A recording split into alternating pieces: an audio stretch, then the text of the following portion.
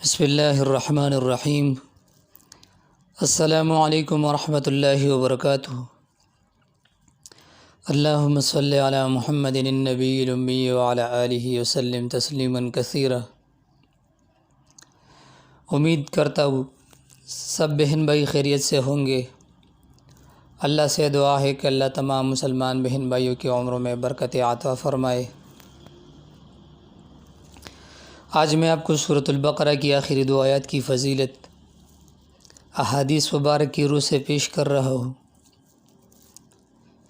پیارے دوستو، حضرت ابن عباس رضی اللہ تعالیٰ عنہما فرماتے ہیں کہ حضرت جبرائیل علیہ السلام حضور نبی کریم صلی اللہ علیہ وسلم کے پاس بیٹھے ہوئے تھے کہ اچانک اوپر سے ایک آواز سنی تو حضور علیہ السلام مبارک نے اپنا سر مبارک اٹھایا۔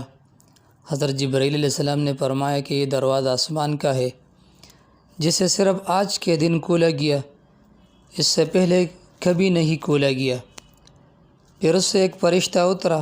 حضرت جبرائیل علیہ السلام نے فرمایا کہ یہ فرشتہ جو زمین کی طرف اترا ہے یہ آج سے پہلے کبھی نہیں اترا ہے۔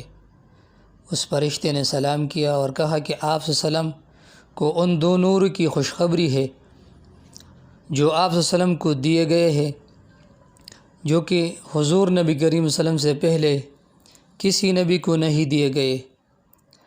وہ دو نور کیا ہے؟ ایک سورۃ الفاتحہ اور دوسری سورۃ البقرہ کی آخری دو آیات۔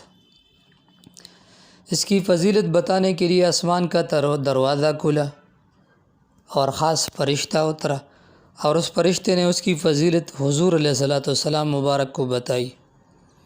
حضور علیہ السلام مبارک فرماتے ہیں کہ جو شخص رات میں یہ دو آیات پڑھے تو یہ دونوں آیات اس کے لیے کافی ہے، یعنی اس رات میں ہر چیز سے کافی ہوں گے۔ حدیث شریف میں ہے کہ حضور علیہ السلام نے فرمایا اللہ نے سورۃ البقرہ کو ایسی دو آیاتوں پر مکمل فرمایا جنہیں اپنے اس خزانے سے مجھے دی ہے جو اس کے عرش کے نیچے سے، یعنی سورۃ البقرہ کی آخری دو آیات اللہ تعالیٰ کے عرش کے خزانوں میں سے ایک عظیم خزانہ ہے۔ ایک روایت میں ہے کہ جو شخص رات کو عشاء کے نماز کے بعد سونے سے پہلے ان دو آیات کو پڑھے تو اس کو تہجد کے برابر ثواب ملے گا۔